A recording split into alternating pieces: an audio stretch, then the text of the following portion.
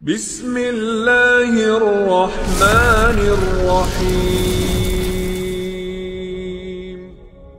قل نزله روح القدس من ربك بالحق ليثبت الذين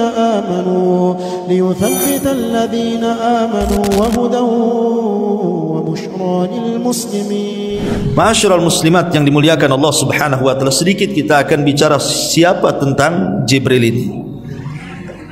Karena di sini disifatkan beberapa sifat oleh Allah Subhanahu wa taala. Kita tahu bahwa di antara tugas Jibril adalah menyampaikan risalah Allah Subhanahu wa taala kepada setiap para rasul yang diutus Allah di permukaan bumi. Makanya di sini Allah mengatakan innahu laqaulu rasulin karim. Jadi tugas Jibril itu menurunkan wahyu.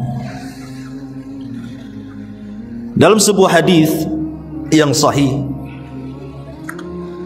apabila Allah Subhanahu wa taala hendak menurunkan sebuah perintah, maka akan terdengar suara yang sangat memekikkan telinga para malaikat yang ada di langit sana, sampai membuat pingsan seluruh para malaikat. Lah yang pertama siuman adalah Jibril. Maka Allah Subhanahu wa taala kemudian menyampaikan perintah-perintah tersebut kepada Jibril untuk disampaikan kepada para malaikat yang lainnya.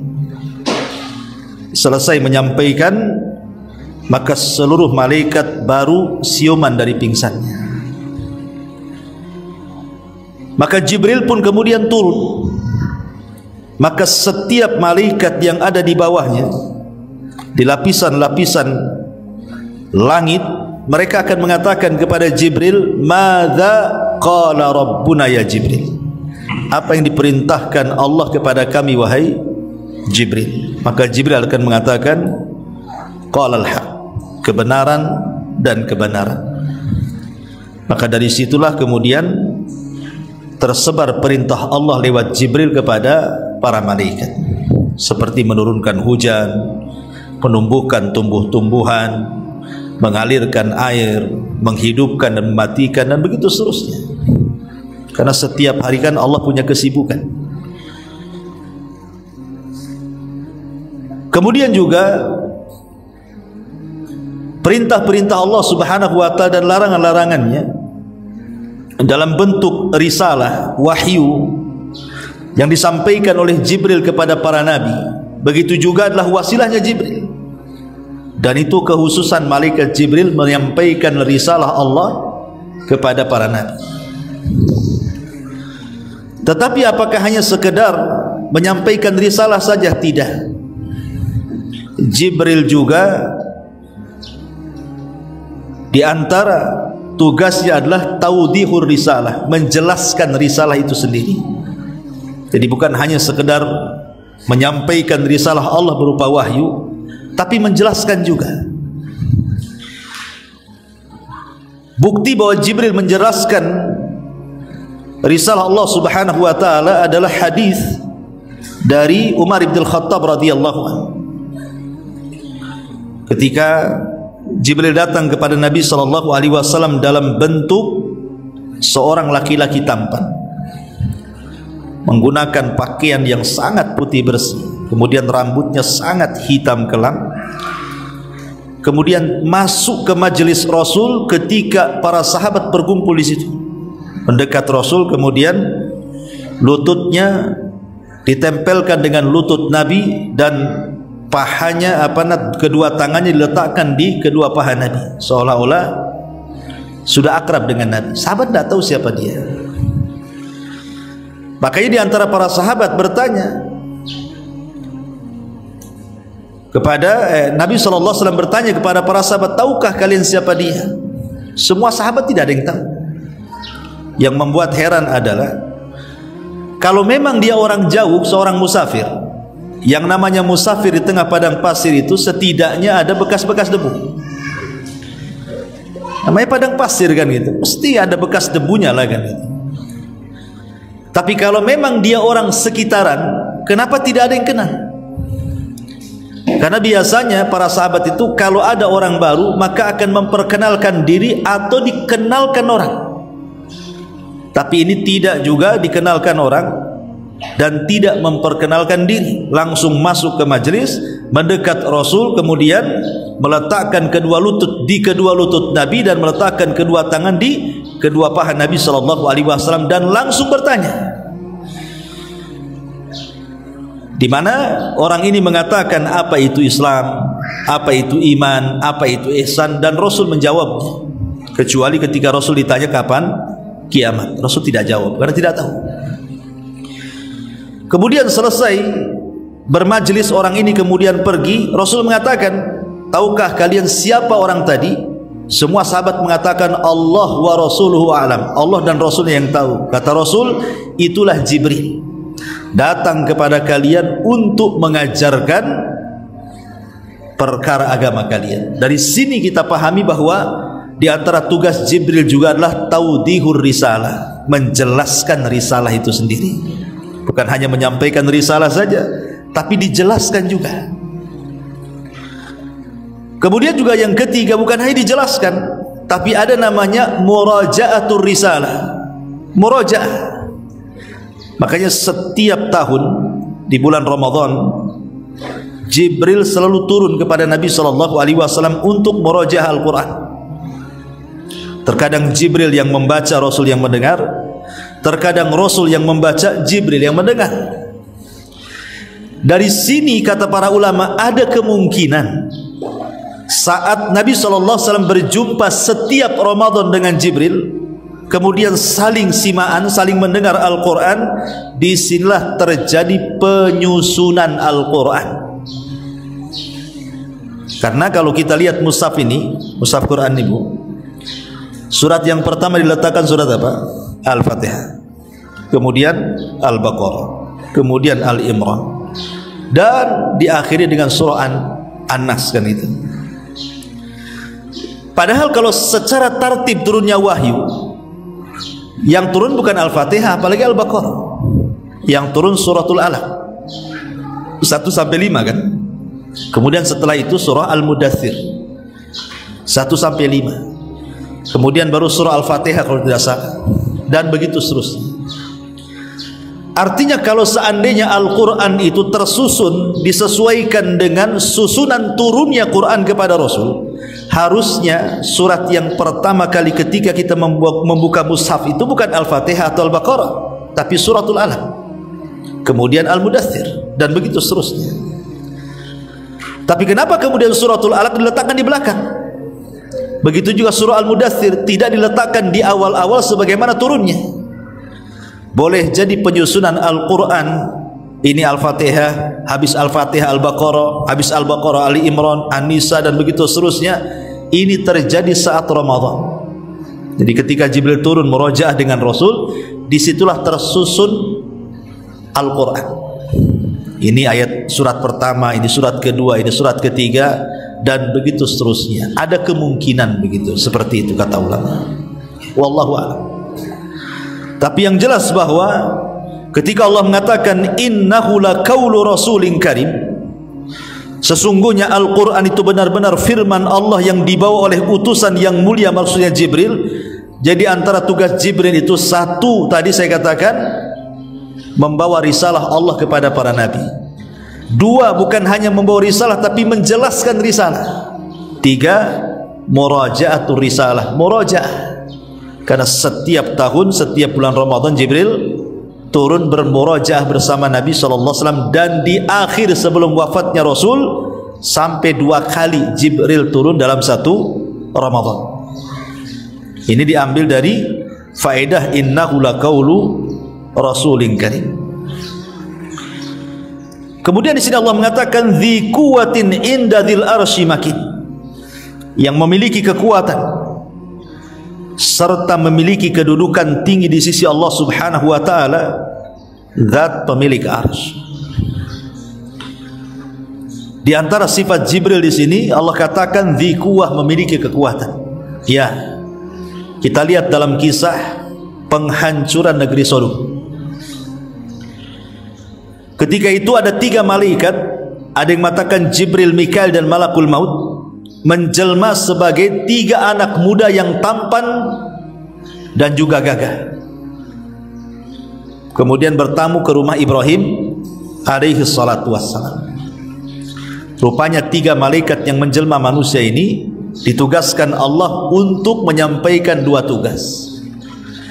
Tugas yang pertama menghabar gembirakan kepada Ibrahim dan juga Sarah bahwa istri Ibrahim, Sarah, akan mengandung putra kedua setelah Ismail dari Hajar.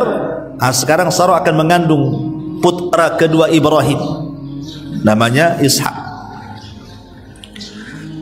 Kemudian tugas yang kedua, mereka diutus oleh Allah Subhanahu wa taala untuk menghancurkan negeri Sodom. Dijelaskan di dalam sejarah Qasasul Anbiya, kisah-kisah para nabi. Jadi negeri Sodom itu terdiri dari 5 daerah. Negeri Sodom itu terdiri daripada 5 daerah. Lah 5 daerah ini yang paling parah adalah Sodom. Sodom itu yang paling parah, gitu ya. Jadi sekitar Sodom banyak daerah-daerah, ada sekitar 5, tapi yang paling parah itu Sodom. Makanya dikenal Sodomnya. Diutus kepada negeri Sodom siapa? Nabi Lut alaihi salam. Tetapi kemudian tidak ada satupun negeri Sodom orang-orang yang beriman kepada Nabiullah Lut alaihi salam. Akhirnya Lut pun harus hijrah dari negeri itu. Lah ketika Allah Subhanahu wa taala mengadab negeri Sodom, Allah hanya merintahkan Jibril untuk menancapkan 1 sayap. Sementara Jibril itu punya berapa sayap? 600 sayap. Ya, jadi malaikat itu mereka punya sayap. Dan yang paling banyak sayapnya Jibril, sampai 600 sayap. Kata Nabi SAW, kalau 1 sayap Jibril itu dibentang, maka akan menutup ufuk, karena panjangnya mulai terbit matahari sampai tenggelamnya. Saking besarnya 1 sayap Jibril itu. Jadi kalau kita memandang ke arah atas kiri, sayap Jibril. Memandang ke atas arah kanan, sayap Jibril. Ke belakang Jibril, ke depan Jibril. Pokoknya seolah-olah bumi ini ditutup oleh sayap Jibril. Itu baru 1 tuh. Bagaimana kalau 600 sayap dibentangkan semuanya? Tentu akan menutup bumi. Lah cukup dengan sayap Jibril ini ditembuskan ke 5 daerah di sekitar Sodom, dan Sodom juga di situ. Kemudian diangkat ke langit, kemudian ditumpahkan kembali ke bumi. Lihat bagaimana kekuatan Jibril alaihi salatu wassalam ketika mengadab sebuah kaum. Makanya Allah mengatakan dzi quwwatin, dia memiliki kekuatan cukup 1 sayap menghancurkan negeri Sodom dan 5 negeri di sekitarnya. Ini menunjukkan bahwa Jibril itu punya kekuatan. Bahkan bukan hanya itu, teriakan Jibril juga bisa menghilangkan nyawa banyak manusia. Karena apabila Allah Subhanahu wa taala hendak mengadab sebuah kaum di negeri di bumi ini, maka salah satunya diutus Jibril. Untuk apa? Untuk berteriak. Sekali teriak itu cukup kemudian mewafatkan manusia bergelimpangan jasad mereka di rumah-rumah mereka. Ini saking kuatnya malaikat Jibril, ya, karena dia adalah pemimpin para nabi. Dzi quwwatin inda dzil arsy makin. Dan Jibril itu punya makanah. Makin itu makanah. Makanah itu artinya kedudukan, keistimewaan di sisi Allah Subhanahu wa taala. Wajar karena dia adalah pemimpin para malaikat. Karena malaikat itu memiliki pemimpin-pemimpin. Dan di antara pemimpin para malaikat itu Jibril, kemudian Mikail, kemudian Israfil, kemudian Malakul Maut. Itulah 4 pemimpin para malaikat. Tetapi dari semuanya Jibril lah yang paling tinggi jabatannya, karena dia adalah pemimpin Sayyidul Malaikah. Seluruh malaikat taat kepada Jibril. Makanya dia punya kedudukan di sisi Allah Subhanahu wa taala, karena dia pemimpin para malaikat. Dzi quwwatin inda dzil arsy makin. Muta'in thamma amin. Muta' yang senantiasa ditaati seluruh malaikat. Thamma amin, dan dia juga malaikat yang terpercaya. Dalil bahwa semua malaikat tunduk kepada Jibril atas perintah Allah Subhanahu wa taala adalah Nabi sallallahu alaihi wasallam bersabda, "Innallaha idza ahabba 'abdan." Allah itu kalau cinta dengan seorang hamba, apa yang terjadi? Nadahu Jibril. Yang pertama dipanggil Allah adalah malaikat Jibril. Kemudian Allah Subhanahu wa taala akan mengatakan kepada Jibril, "Ya Jibril, inni uhibbu fulanan fa ahibbahu." Wahai Jibril, aku suka dengan seorang hamba itu, maka engkau wajib suka dengan dia. Maka Jibril pun kemudian menanamkan kesukaan kepada hamba yang disukai Allah. Setelah itu, maka Jibril akan menyuruh seluruh malaikat dimanapun mereka berada dan mengatakan, "Ya malaikatallah, innallaha yuhibbu fulanan fahibbuhu." Kata Jibril, hei malaikat-malaikat Allah dimanapun kalian berada, Allah sudah mencintai seorang hamba, maka kalian semua wajib mencintai hamba itu. Maka semua malaikat mencintai hamba yang dicintai Allah Subhanahu wa taala. Dan ketika seluruh malaikat mencintai hamba yang dicintai Allah, Allah tanamkan kecintaan manusia kepada orang yang dicintai Allah dan seluruh malaikat. Maka pentingnya kita meraih kecintaan Allah Subhanahu wa taala. Sebab kalau Allah sudah cinta dengan kita, maka semua malaikat cinta dengan kita, bahkan semua manusia akan ditanamkan perasaan cinta kepada kita. Luar biasa. Lalu apa manfaatnya sekarang? Manfaat Jibril mencintai kita, manfaat malaikat mencintai kita, manfaat manusia mencintai kita, itu apa manfaatnya? Ma'asyiral muslimat yang dimuliakan Allah Azza wa Jalla, ya tentu manfaatnya besar. Kalau malaikat itu manusia-manusia yang ada di bumi mencintai kita, maka mereka pasti akan memuji kita. Dan apabila mereka memuji kita karena kebaikan yang kita lakukan kepada manusia, maka itu salah satu rekomendasi bahwa kita ini orang baik.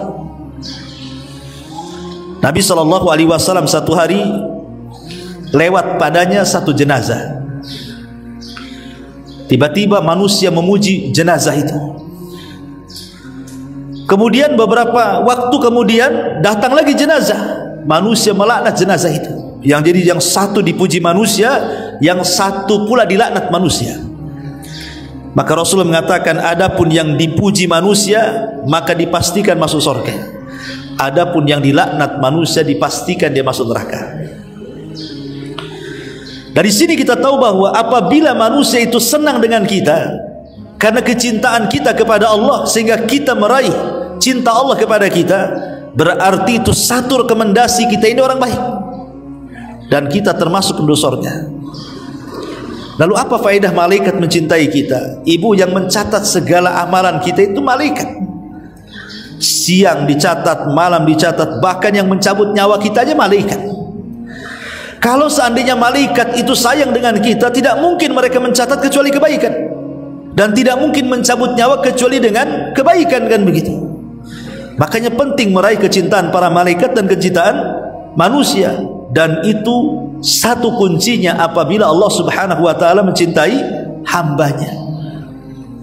Maka raihlah kecintaan Allah supaya Allah mencintai hambanya. Dan kalau Allah sudah cinta, malaikat pertama yang cinta dengan kita siapa? Jibril alaihi salatu wassalam. Maka dia malaikat yang mutlak ditaati, thamma amin, lagi dipercaya. Makanya dia malaikat dipercaya, yang dipercaya Allah Subhanahu wa taala. Makanya tugasnya menyampaikan risalah. Karena menyampaikan risalah ini harus malaikat yang paling dipercaya, dan itu ada pada Jibril alaihi salam. Artinya mustahil Jibril itu akan korupsi ayat, korupsi hadis gitu ya. Tidak mungkin. Pasti akan menyampaikan sesuai apa yang diamanahkan Allah untuk disampaikan kepada para utusan yang ada di bumi. muta'in thamma amin. Jibril malaikat yang ditaati dan juga dipercaya. Wa ma sahibukum bimajnun, dan temanmu Muhammad itu bukan orang gila. Maksudnya apa yang disampaikan Nabi SAW itu bukan bisikan setan, sehingga Nabi SAW kemudian orang tidak sadar merocos gitu aja kan begitu. Dia bukan orang gila, Rasul itu orang waras, dan yang disampaikannya adalah wahyu dari Allah Subhanahu wa taala. Kemudian Allah mengatakan walaqad ra'ahu bil ufuqil mubin, dan sungguh Rasul telah melihat Jibril itu di ufuk yang sangat terang. Dalam seumur hidup Nabi SAW, Rasul itu pernah melihat Jibril dalam bentuk asli 2 kali. Rasul semasa hidupnya pernah melihat bentuk Jibril dalam bentuk asli loh ya, itu 2 kali. Pertama saat diangkat menjadi Nabi dan Rasul, kemudian Rasul pernah menatap ke langit, tiba-tiba ada Jibril di antara langit dan bumi, sedang duduk di kursi kebesarannya. Kemudian yang kedua saat peristiwa Isra Mi'raj, ketika sampai saja Nabi SAW menembus langit yang ke-7, maka Jibril kemudian merubah bentuk aslinya di ufuk sana. Makanya kemudian di sini Allah mengatakan laqad ra'ahu bil ufuqil mubin, dan sungguh Muhammad telah melihat Jibril di ufuk yang sangat terang. Itulah keistimewaan Nabi SAW melihat Jibril dalam bentuk asli, memiliki 600 sayap. Makanya Rasul bisa mensifati Jibril karena pernah melihat dalam bentuk aslinya. Ma'asyiral muslimat yang dimuliakan Allah Subhanahu wa taala, baik kita kembangkan siapa Jibril ini. Malaikat Jibril ini ikhwatu fiddin, ma'asyiral muslimat yang dimuliakan Allah Subhanahu wa taala, di antara tugasnya adalah selain yang sudah disebutkan oleh saya tadi, adalah mengajarkan Nabi SAW bagaimana cara sholat dan bagaimana cara berwudu. Jadi Jibril alaihi salatu wassalam datang kepada Rasul mengajarkan cara berwudu seperti ini, mulai dari cuci tangan sampai cuci kaki itu. Kemudian juga mengajarkan gerakan sholat dan bacaan-bacaannya serta waktu-waktunya, zuhur kapan, asar kapan, maghrib kapan, isya kapan, dan subuh kapan. Kemudian rakaatnya berapa, kemudian gerakannya bagaimana. Itu Jibril mengajarkan Nabi SAW sampai betul-betul Rasul mampu menguasai apa yang diajarkan Jibril alaihi salatu wasallam, tentu karena arahan Allah Subhanahu wa ta'ala. Kemudian juga Jibril adalah orang yang atau malaikat yang senantiasa menjaga Nabi SAW. Contoh saat Rasul terkena sihir oleh siapa? Labid ibn A'sam. Rasul disihir oleh Labid bin A'sam sampai Nabi SAW 6 bulan tidak sadar karena terkena sihir, sehingga kemudian Aisyah radhiyallahu anha menyarankan Rasul untuk meminta fatwa kepada Allah. Rasul pun minta fatwa. Malam itu Rasul kemudian tidak tidur, sholat dihabiskan sampai menjelang fajar. Kemudian sempat tertidur sesaat, disitulah Jibril turun, kemudian meruqyah Nabi SAW dan membacakan 2 surat perlindungan dari setan, Qul a'udzu birabbin nas dan Qul a'udzu birabbil falaq. Dan inilah sebab turunnya 2 surat tadi, karena tersihirnya Nabi SAW oleh Labid ibn A'sam, seorang Yahudi. Jadi Nabi SAW datang mengobati Nabi, meruqyah Nabi SAW. Kemudian juga Jibril ini senantiasa menolong Rasul dalam setiap peperangan. Contoh perang Badar, Nabi SAW itu tidak pernah berperang atau bertempur sebelumnya. Dan ingat, yang memulai perang Badar itu bukan dari pihak Islam, tapi dari pihak orang-orang kafir. Walaupun pemicunya memang diawali Nabi dan juga para sahabat, karena ketika itu Nabi dan para sahabat ingin menampakkan kekuatan dan ingin mengambil hak dari orang-orang musyrik Quraisy yang diambil ketika mereka berada di Mekah dan hijrah ke Madinah. Kan mereka mendengar bahwa ada kafilah Abi Sufyan datang dari Syam membawa dagangan orang-orang Quraisy menuju Mekah. Jadi Rasul ingin menampakkan kekuatan. Dulu loh kalian usir kami, sekarang lihat kami punya kekuatan. Yang kedua, Rasul hendak mengambil itu dagangannya Abi Sufyan sebagai bentuk pengambilan hak yang sudah mereka ambil. Tapi Abu Sufyan cerdas, mengirim dom-dom sampai akhirnya di Mekah memberitahu bahwa dia sedang dikepung oleh pasukan Rasul. Maka Abu Jahal bangkit dan membawa 1000 pasukan kemudian berjumpa di Badar. Maka terjadilah perang Badar. Lah di malam hari sebelum terjadi perang Badar, Nabi SAW itu istighatsah, meminta pertolongan kepada Allah Subhanahu wa taala. Di sampingnya Abu Bakar Siddiq radhiyallahu anhu, sampai di antara istighatsah yang dikumandangkan Rasul adalah Allahumma intahlik hadhil isabah falan tu'bad abada. Ya Rabb, kalau kau hancurkan kelompok yang sedikit ini besok, katanya tidak ada lagi orang yang akan menyembahmu, maka tolonglah. Tiba-tiba 1000 malaikat malam itu turun. Maka kemudian Rasul mengatakan kepada Abu Bakar, berbahagialah wahai Abu Bakar, Allah sudah menurunkan 1000 malaikat malam ini. Kemudian ketika esok harinya betul-betul terjadi peperangan, Allah kirim lagi sampai jumlah mereka bi khamsati alafin minal malaika, 5000 malaikat turun di perang Badar dan dipimpin oleh Jibril dan menunggang kuda yang bernama Haizum. Jadi kudanya Jibril itu namanya Haizum, ya. Jadi Jibril naik kuda dan nama kudanya Haizum sambil berteriak Kaidum Haizum, Kaidum Haizum. Dari sini kita tahu nama kudanya Jibril, ya. Lah karena kemudian 5000 malaikat turun di perang Badar, kalahlah orang-orang musyrik Arab itu yang dilawan malaikat, ya. Apalagi kalau malaikat ikut perang, sebentar aja kan itu. Siapa yang bisa melawan malaikat maut? Ini bukti bahwa Jibril itu juga terlibat dalam setiap kemenangan dalam peperangan. Bahkan Jibril juga membantu kaum muslimin apabila sedang bersyair, ya.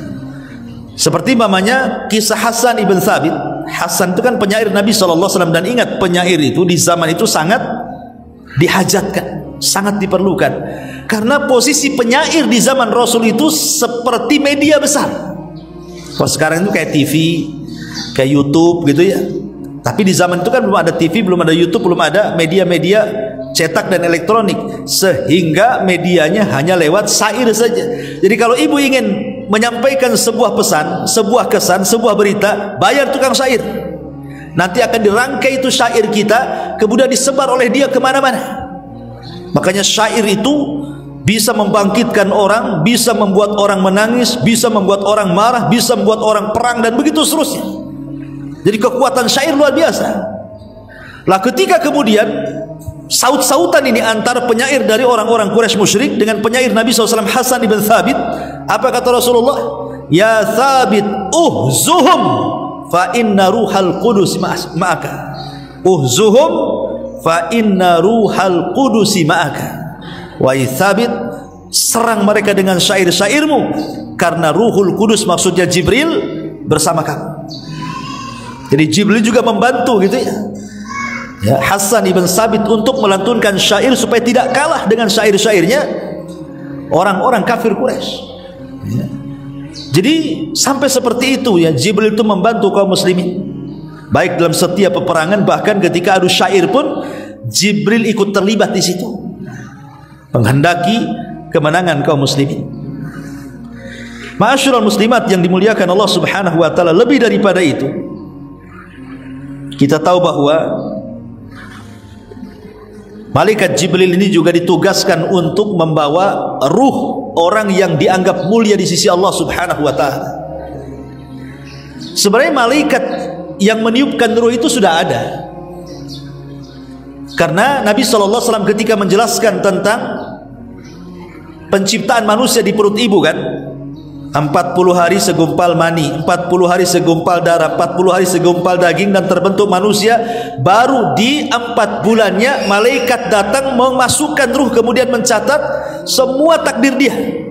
Artinya kan malaikat-malaikat yang memasukkan ruh itu sudah ada sendiri sebenarnya. Tapi kalau seandainya ruh ini sangat mulia di mata Allah Subhanahu wa taala, maka yang memasukkan ruh ini bukan malaikat-malaikat yang sudah jadi tugas dia masukkan ruh, tidak, tapi Jibril yang disuruh.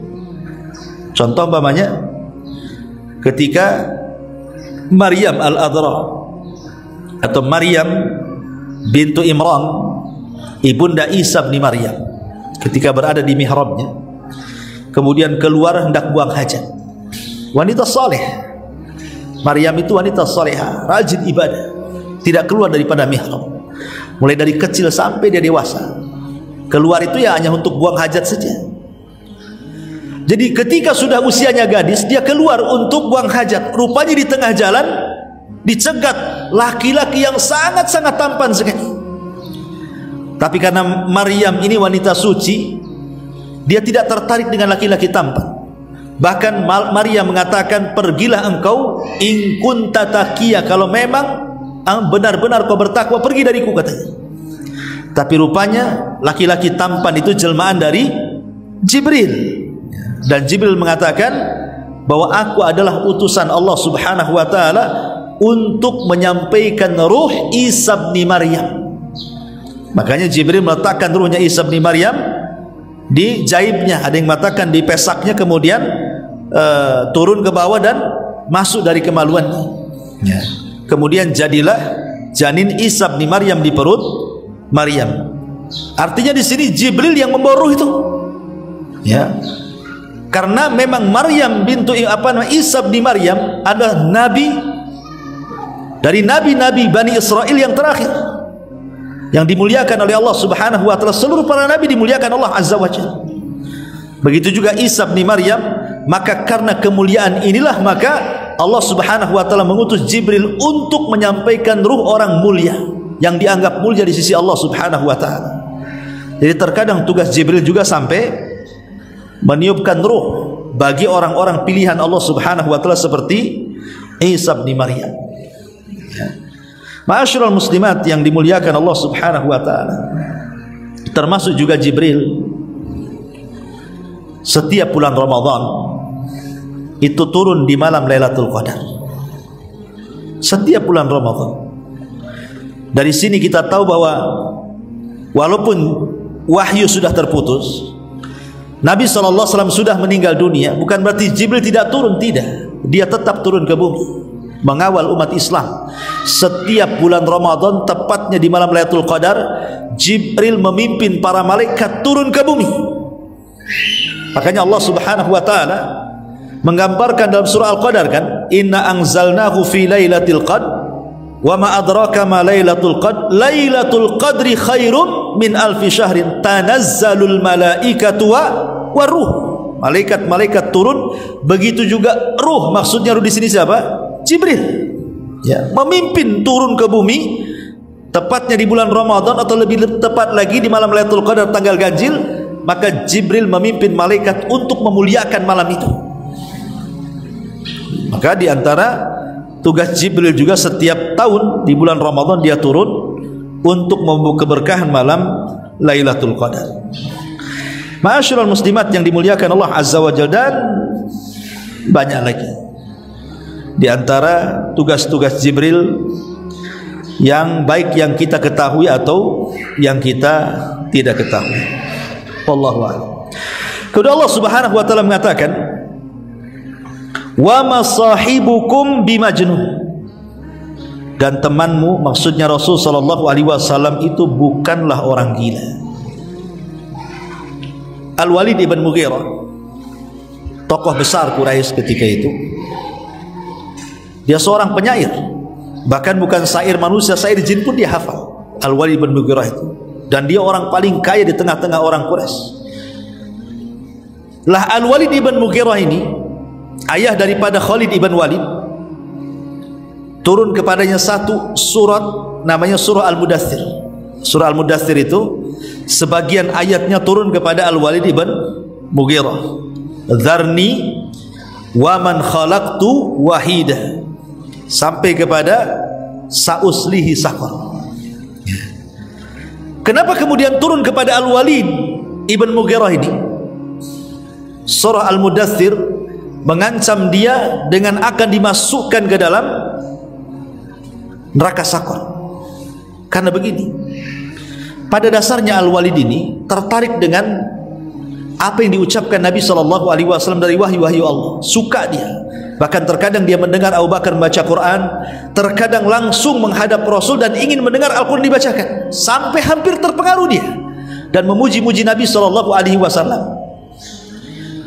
Jadi ketika kemudian Abu Jahal tahu, marah Abu Jahal karena dikhawatirkan Al-Walid kalau sampai masuk Islam, dia orang kaya masalahnya, dengan kekayaannya bisa banyak orang masuk Islam nanti. Makanya Abu Jahal berusaha menghentikan apa yang dilakukan Al-Walid ibn Mughirah. Lah ketika kemudian Al-Walid ibn Mughirah pun ditakut-takuti Abu Jahal, kalau dia tetap masuk ke agama Rasul, maka dia akan habis kemuliaannya, dia tidak akan dihormati lagi di tengah-tengah Quraisy. Itulah yang kemudian membuat dia takut, akhirnya tidak jadi masuk Islam. Al-Walid ibn Mughirah ini bahkan cenderung kemudian berdusta. Dia sudah tahu Quran itu sebuah kebenaran, tapi dia mengatakan in huwa illa qaulun yu'thar, in huwa illa qaulun bashar, in huwa illa qaulun yu'thar. Oh, Quran yang dibawa Muhammad itu hanya ucapan manusia atau dia sihir impor dari luar, katanya. Bayangkan, Al-Walid bukan tidak tahu kebenaran, tahu kebenaran, tapi karena takut jabatannya hilang, terpaksa dia mengucapkan kalimat itu. Karena ketika terjadi dialog antara Abu Jahal dengan Al-Walid soal Nabi SAW, ketika kemudian dia disuruh untuk komentar tentang Rasul, dia mengatakan, kalau aku katakan Muhammad itu gila, aku tahu orang gila seperti apa. Orang gila seperti apa saya tahu. Orang gila itu ngomong sendiri di jalan-jalan compang-camping. Muhammad tidak seperti itu.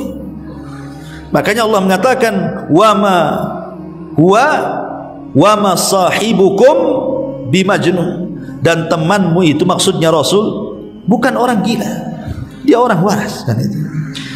Kalau Allah mengatakan walaqad ra'ahu bil ufuqil mubin, dan sungguh dia Muhammad telah melihat Jibril di ufuk yang sangat terang. Wa ma huwa 'alal ghaibi bidhanin, dan dia Muhammad bukanlah seorang yang kikir enggan untuk menerangkan hal-hal yang gaib. Apapun yang terbuka dan tersembunyi sudah disampaikan Rasul kepada kita. Tidak ada satupun ayat yang disimpan Rasul dan tidak sampai kepada kita. Karena Rasul itu salah satu sifatnya adalah Al-Amin, orangnya jujur, terpercaya.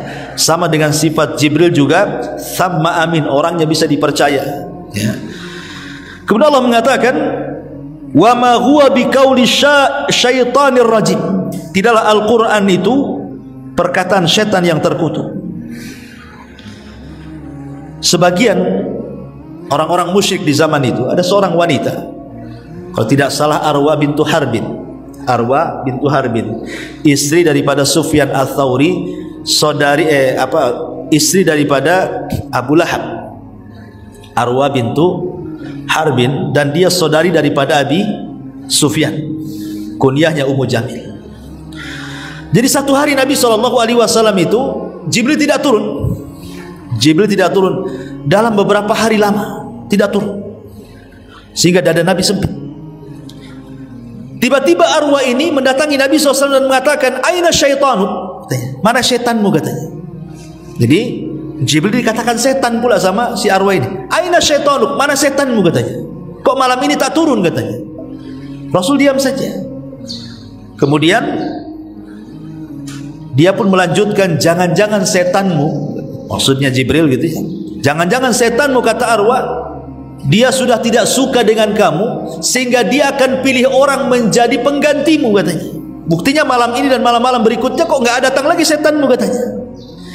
Dari situlah Nabi SAW sedih dengan ucapan itu karena menyebar kemana-mana, ya. Sampailah kemudian Allah Subhanahu Wa Taala turunkan wadduha wal laili idza saja ma wadda'aka rabbuka wa ma qala. Ma wadda'aka rabbuka, Rabbu tidak mungkin meninggalkan kamu, wa ma qala, dan tidak mungkin membencimu. Turun ayat ini ya, karena ucapan wanita jahat Arwa bintu Harbin ini menyangka bahwa atau menuduh Jibril itu sebagai setan. Sama dengan orang-orang Yahudi. Orang-orang Yahudi Madinah itu kan, ketika Rasul hijrah dari Mekah ke Madinah, orang Yahudi kan ngomong, ya Muhammad, kami punya 3 soalan. Kalau engkau bisa jawab, engkau seorang nabi. Tapi kalau engkau tidak bisa jawab, berarti engkau ini bukan nabi. Kemudian kata Rasul, silahkan pertanyaan, buat pertanyaan. Akhirnya dibuatlah pertanyaan. Rupanya semua yang ditanyakan Nabi SAW itu semua benar, dicocokkan dengan kitab-kitab mereka, tidak ada yang salah. Artinya kebenaran bahwa Nabi SAW seorang nabi itu harusnya sudah tersingkap di sini. Tapi mereka kemudian bertanya susulan, ya Muhammad, saya ingin tahu kau dapat bocoran dari mana tuh jawaban itu? Siapa yang menyampaikan jawaban itu dari pertanyaan-pertanyaan kami, katanya. Maka Nabi SAW mengatakan, yang membocorkan itu adalah Jibril. Jibril yang telah membocorkannya. Ya. Tetapi kemudian mereka mengatakan, coba yang menyampaikan bukan Jibril tapi Mikail, kami akan beriman, katanya. Tapi karena Jibril, kami tidak suka dengan Jibril, katanya. Dari sini turun ayat kul man kana aduwwa li Jibril, kan itu. Katakan ya Muhammad, siapapun yang memusuhi Jibril, maka mereka adalah musuh-musuh Allah. Jadi orang-orang Yahudi tidak suka dengan Jibril. Kenapa orang Yahudi tidak suka dengan Jibril? Karena saat hari di mana harusnya mereka sudah menunggu-nunggu berabad-abad tentang kelahiran Nabi akhir zaman yang akan menolong mereka, mereka ingin bahwa Nabi itu turunan Bani Israel. Rupanya lahir pula Nabi turunan Bani Ismail. Mereka tunggu dari Bani Israel yang lahir dari Bani Ismail, ya, dari orang Arab, Nabi SAW. Makanya hasad mereka kepada Jibril. Jibril ini salah alamat, katanya. Harusnya kepada kami Bani Israel, diberikan pula kepada Bani Ismail. Nah, dari situlah mereka benci kepada Jibril. Jadi, dan Allah turunkan ayat, siapa yang membenci Jibril berarti dia membenci Allah Subhanahu wa ta'ala. Ya. Itulah malaikat Jibril alaihi salatu wassalam. Kemudian fa aina tadhhabun, maka kemanakah engkau akan pergi? In huwa illa dzikrul lil alamin. Al-Quran itu tidak lain hanyalah peringatan bagi seluruh alam. Secara umum Al-Quran itu peringatan, tapi yang hanya mengambil peringatan Al-Quran itu hanya orang-orang yang bertakwa. Alif lam mim dzalikal kitabu la raiba fihi hudan lil muttaqin. Alif lam mim itulah Al-Quran, petunjuk yang tidak ada keraguan di dalamnya, petunjuk bagi orang-orang yang bertakwa. Lah kenapa Quran hanya untuk bertakwa saja? Bukankah Al-Quran itu petunjuk kepada semua orang?